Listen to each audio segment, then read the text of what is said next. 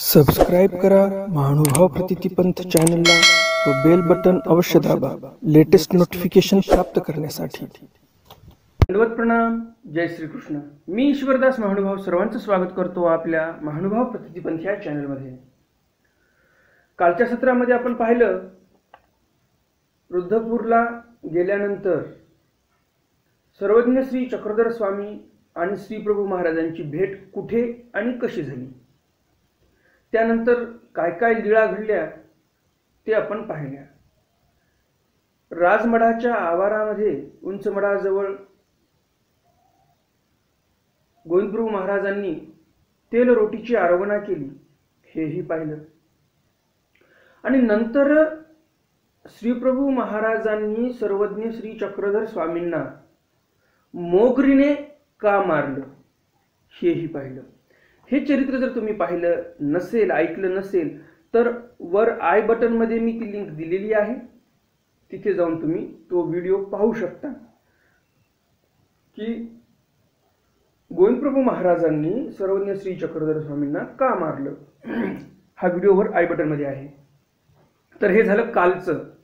आजच्या सत्रामध्ये आपण बघणार आहोत जे वस्त्र स्वामींनी बाईसांना खरेदी करण्यासाठी सांगितलं होतं, ह्या पूर्वीच्या लीळेमध्ये वाकिया गाऊन खरेदी करण्यासाठी सांगितलं होतं आणि ती पण लीळावर आय बटन मध्ये मी देणार आहे, तुम्ही तिथे जाऊन ती लीळा बघू शकता जर आतापर्यंत तुम्ही ती लीळा ऐकली नसेल तर ते वस्त्र आणलेलं जे होतं त्या वस्त्राची वस्त्रपूजा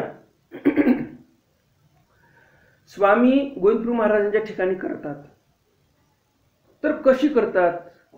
गोविंदप्रभू महाराज कोपाने नटतात, राग करतात सर्वज्ञ श्री चक्रधर स्वामींवर। तर ते का करतात आणि मग वस्त्राचा स्वीकार गोविंदप्रभू महाराज करतात किंवा नाही हे सर्व सविस्तर तुम्हाला आजच्या या सत्रामध्ये माहिती मिळणार आहे। आणि त्यामुळे शेवटपर्यंत व्हिडिओ बघा, म्हणजे तुम्हाला समजेल की गोविंदप्रभू महाराज चक्रधर स्वामींवर का कोपले आणि शेवटी त्यांनी वस्त्राचा स्वीकार केला किंवा नाही, हे सर्व इत्थंभूत माहिती तुम्हाला आजच्या व्हिडिओमध्ये मिळणार आहे। त्यामुळे शेवटपर्यंत व्हिडिओ बघा, मध्ये स्किप करू नका।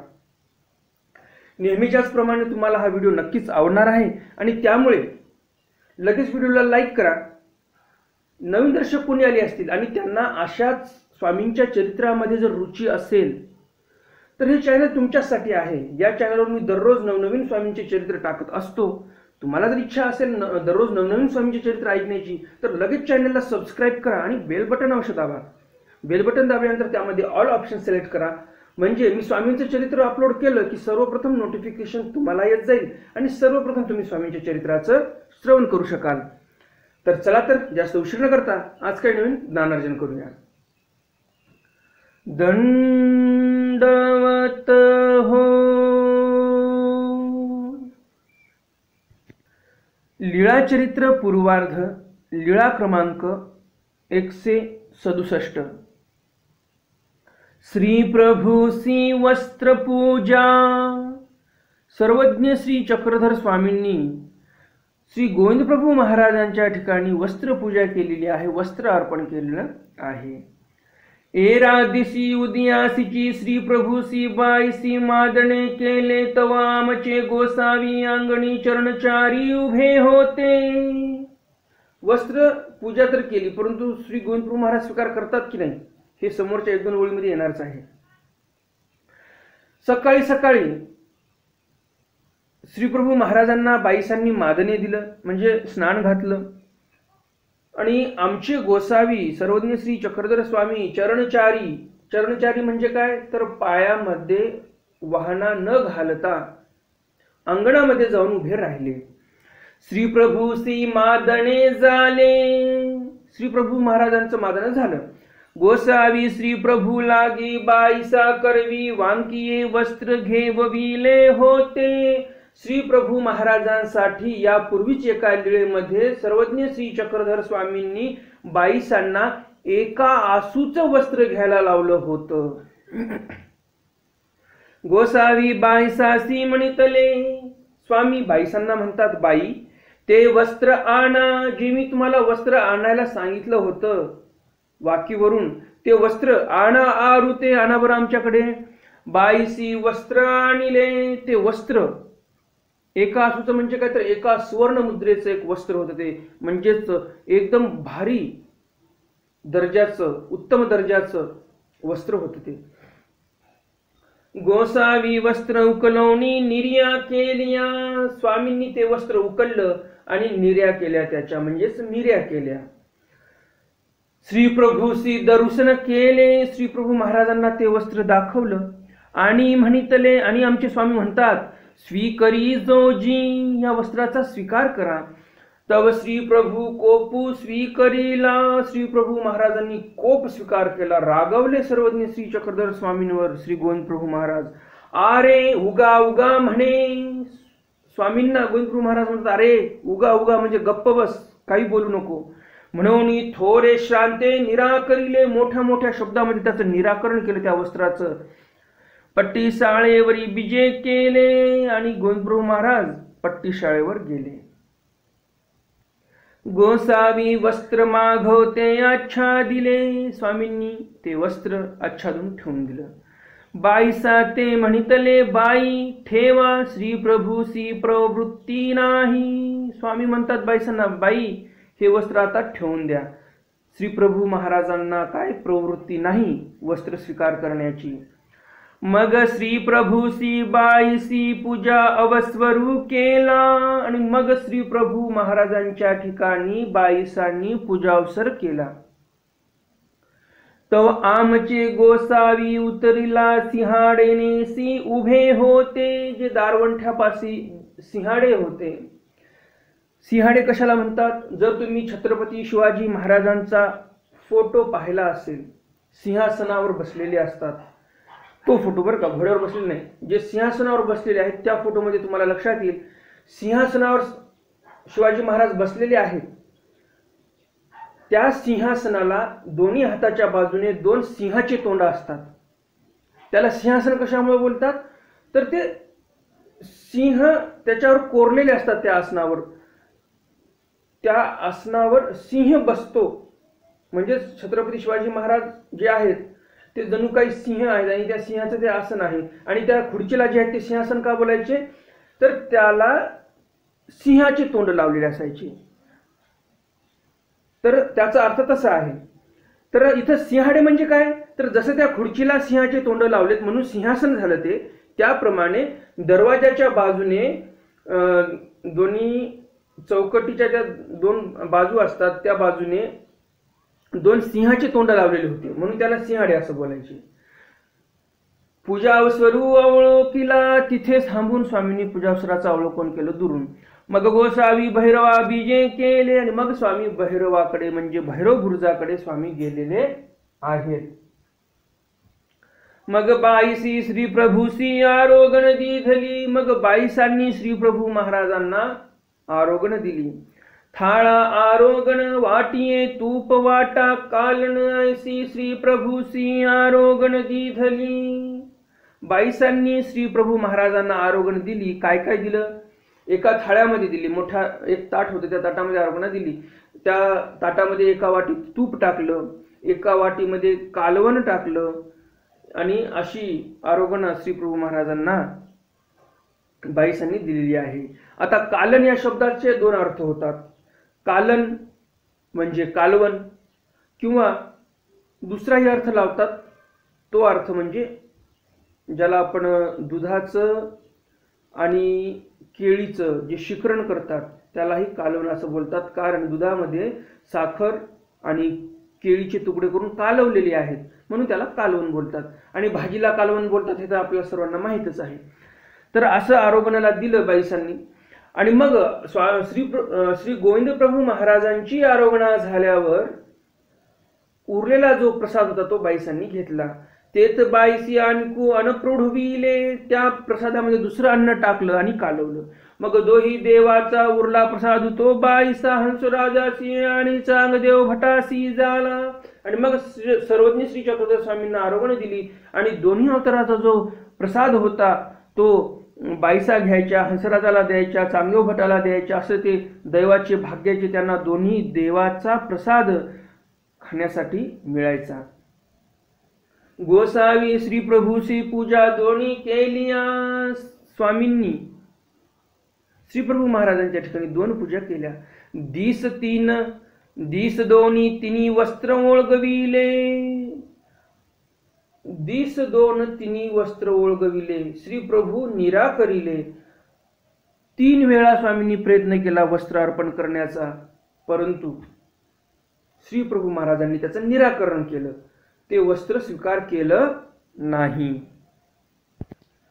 गोसावी उदयांची परश्रेयासी आदित्या वाव्य कोणीसी बीजे करीती. स्वामी सकाळी उठले. गोसावी म्हणजे कोण? तर सर्वज्ञ श्री चक्रधर स्वामी हे सकाळी उठल्यानंतर परिश्रेयासाठी म्हणजे शौचासाठी आदित्याच्या वायव्य कोणी जायचे. परश्रेय सारुणी येती. प्रातःविधी आटपून यायचे. आदित्य आणि भैरवा माझी उष्णोदका विनियोग करीती. आदित्याच्या आणि भैरवाच्या सांधीमध्ये जे काही जागा होती तिथे स्वामी गरम पाण्याचा विनियोग म्हणजे गरम पाण्याचा वापर करायचे. वापर करायचे म्हणजे काय करायचे? हात पाय तोंड धुवायचे. शौचावून आल्यानंतर जे काही हात धुतात स्वच्छ करतात ते हात स्वच्छ करायचे. हे सर्व उष्णोदका विनियोग करीती म्हणजे आपण अर्थ समजून घ्यायचा की हे सर्व उपयोग स्वामींनी इथे करून घेतलेला आहे. पूजावसर तुम्ही वाचले असतील सूत्रपाठातले, त्याच्यामध्ये पण आलेला आहे उष्णोदका विनियोग होय, बाईसे तांबतवली घेऊन असती वगैरे वगैरे असे शब्द आलेले आहेत. तर तिथेही हाच अर्थ अभिप्रेत आहे.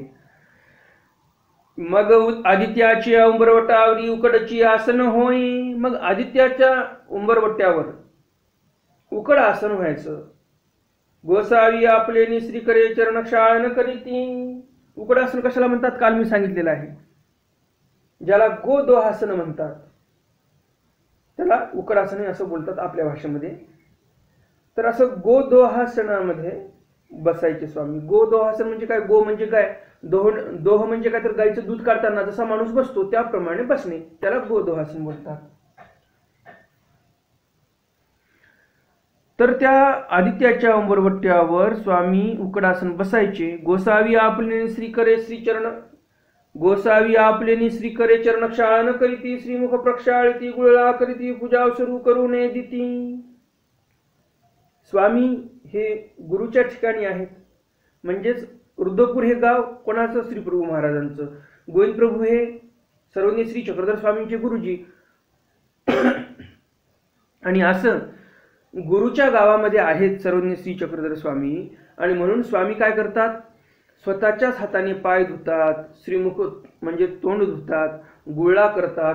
पूजावसर करू देत नाहीत बाईसांना, कारण अधिकृती नको गुरुच्या ठिकाणी, म्हणून पूजावसर करू दिला नाही. मग गोसावी पूजावसरू करीती. मग गोसावी तैसेची तिकोपाध्याच्या आवारासी बीजे करीती. स्वामी जे आहेत ते तिकोपाध्यांच्या आवाराकडे जातात. तेथ आसन होय. तिथे आसन स्वामींना व्हायचं. बाईसे श्री प्रभूसी पूजावसरू करीती. मागे मी उच्चारलं गोसावी पूजावसर करीती, ते गोसावी यांनी नाही तर बाईसांनी पूजावसर केलेला आहे. तो श्री प्रभूची पूजावळ किती. स्वामी श्री प्रभू महाराजांचा पूजावसर पाहत बसायचे. मग मागवते गोसावी भैरवा बीजे करीती. आणि परत स्वामी भैरव बुर्जाकडे जायचे.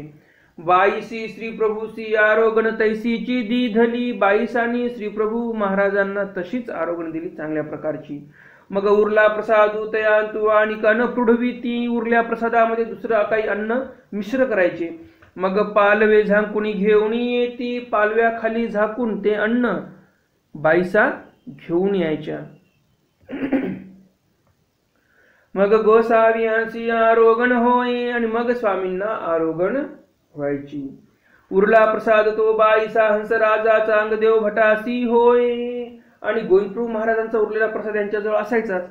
परत सर्वज्ञ श्री चक्रधर स्वामींची आरोगणा झाल्यानंतर जो काही प्रसाद उरला तो दोन्ही देवाचा प्रसाद हे हंसराज बाईसा आणि चांगदेव भट्ट खायचे. मग तिसरा दिसी तिकोपाध्याची आवारासी बीजे केले. तिसऱ्या दिवशी तिकोपाध्यांच्या आवारी बीजे केले म्हणजे तिथे गेले स्वामी. आसन झाले, आसनस्थ झाले. श्री प्रभू श्री मादने झाले, श्री गोविंद प्रभू महाराजांना मादने झालं, अंघोळ झाली, स्नान झालं. मग बाईसी श्री प्रभूची पूजा केली. बाईसांनी श्री गोविंद प्रभू महाराजांच्या ठिकाणी चांगला पूजावसर केला. गोसावी पूजा केली. स्वामींनी त्या पूजावसराचं अवलोकन केलं. मग त्या दिवशी गोसावी श्री प्रभू प्रसन्न देखिले. सर्वज्ञ श्री चक्रधर स्वामींना श्री गोविंद प्रभू महाराज प्रसन्न दिसले. त्या दिवशी गोसावी दक्षिणेले पटी साळेवरी गुडघे मोडून पश्चिमाभिमुख आसन केले. आणि गोविंद प्रभू महाराज प्रसन्न दिसले आणि म्हणून स्वामी दक्षिणेली पट्टी शाळेवर गुडघे मोडून पश्चिमाभिमुख आसन झाले. पश्चिम दिशेकडे तोंड करून स्वामी बसले. मग वस्त्र उघडे करुणी दाखविले. स्वामींनी ते वस्त्र पुन्हा उकललं आणि श्री गोविंद प्रभू महाराजांना दाखवलं. श्री प्रभू प्रसन्नताची निराकरिले. श्री गोविंद प्रभू महाराज ह्या अगोदर रागाने निराकरण करायचे, म्हणजे नको नको म्हणायचे हे वस्त्र मला, रागाने कोपाने. परंतु आज काय झालं, श्री गोविंद प्रभू महाराज प्रसन्न होते. स्वामींनी परत ते वस्त्र दाखवलं आणि श्री प्रभू महाराजांनी आज काय केलेलं आहे तर श्री प्रभू प्रसन्नताची निराकरिले, प्रसन्नतेने निराकरण केलं, नको नको मला हे वस्त्र. तर हा फरक आहे. पूर्वी निराकरण केलं रागामध्ये आणि आज प्रसन्नतेने ते निराकरण करत आहेत. अरे उगा उगा म्हणे आणि प्रसन्नतेने म्हणत आहेत श्री गोविंद प्रभू महाराज, अरे उगा उगा, गप्प बस, नको मला हे वस्त्र. सर्वज्ञ म्हणितले स्वीकरी जोजी. स्वामी म्हणतात जीजी स्वीकरी जोजी, या वस्त्राचा तुम्ही स्वीकार करा. आणि श्री प्रभू उगेची होते. श्री प्रभू महाराज उगेची होते, गप्प बसले. मग गोसावी वस्त्र उकलिले. स्वामींनी ते वस्त्र पूर्ण उकललं. पुढील वस्त्र खांदेसी धरिले. पुढील वस्त्र म्हणजे काय तर मिऱ्या केल्या त्याच्या आणि एक त्या कपड्याचा काठ हातामध्ये धरला. उरलेलं पुढील वस्त्र ते खांद्यावर ठेवलं आणि काय केलं मग नेसविले. आणि मग असे एका एकाने मिऱ्या काढत काढत श्री गोविंद प्रभू महाराजांना सर्वज्ञ श्री चक्रधर स्वामींनी स्वतः वस्त्र ते नेसवलेलं आहे. किती एक अशी अद्भुत लीळा त्या भक्तजनांना पाहायला मिळालेली आहे. मग श्री प्रभू नेसले होते ते वस्त्र बाईसा हाती दिधले. श्री गोविंद प्रभू महाराजांच्या अंगावर जे वस्त्र प्रावरण केलेलं होतं ते वस्त्र स्वामींनी घेतलं आणि बाईसांच्या हातामध्ये देऊन टाकलं. बाईशी वस्त्र झाडिले. बाईसांनी ते वस्त्र जे जुनं होतं ते झटकलं. तव सर्वज्ञ म्हणितले. स्वामी म्हणतात बाई हे काय बाई, श्री प्रभूचे वस्त्र कैसे झाडिते असता. हे काय बाई, तुम्ही श्री गोविंद प्रभू महाराजांचं वस्त्र झटकत आहात.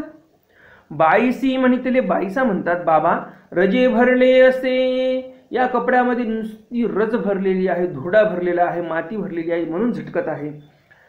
सर्वज्ञ म्हणितले. यावर स्वामी म्हणतात बाई श्री प्रभूचे वस्त्र आणि रज ऐसे कैसे म्हणते असता. श्री गोविंद प्रभू महाराजांचं वस्त्र आहे ते आणि त्याच्यामध्ये तुम्ही रज भरलेले आहेत असं बोलत आहात. हे रज श्री प्रभूचे की हे जे रज आहेत या धोत्रामधले या वस्त्रामधले ते श्री गोविंद प्रभू महाराजांचे आहेत. हे रज कैसे, हे श्री गोविंद प्रभू महाराजांचे आहेत आणि हे रज आहेत आणि म्हणून तुम्ही झटकून देत आहात, हे बरोबर नाही. हे गोविंद प्रभू महाराजांचे रज आहेत आणि किती महत्वाचे आहेत ते समोर स्वामी सांगतात. बाई येथीचा प्रमाण तो ब्रह्मादिका दुर्लभू की. बाई श्री गोविंद प्रभू महाराजांच्या संबंधामध्ये गेलेला परमाणू देखील एवढा पवित्र असतो की तो परमाणू ब्रह्मादिका दुर्लभ आहे. ब्रह्म या पदामध्ये ब्रह्म आणि अधिक पदामध्ये 81 कोटी 1.25 लाख नवदेवता, त्या सर्व देवतांना हा परमाणू दुर्लभ आहे. तुम्हाला असं वाटेल 81 कोटी 1.25 लाख नऊ का म्हटलो मी, यामागचं कारण असं आहे की ब्रह्म या पदामध्ये ब्रह्म धरला म्हणजे एक आलाच आणि 81 कोटी 1.25 लाख नऊ आणि हा एक ब्रह्म, तर असे 81 कोटी 1.25 लाख 10 देवता झालेले आहेत. तर अशा 81 कोटी 1.25 लाख 10 ज्या देवता आहेत त्या सर्व देवतांना हा परमाणू दुर्लभ आहे.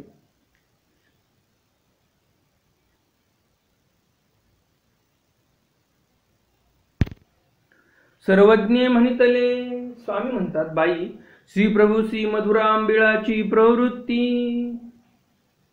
स्वामी म्हणतात श्री गोविंद प्रभू महाराजांना मधुरा म्हणजे गोड पदार्थ, आंबिळाची म्हणजे आंबट पदार्थ याची प्रवृत्ती आहे.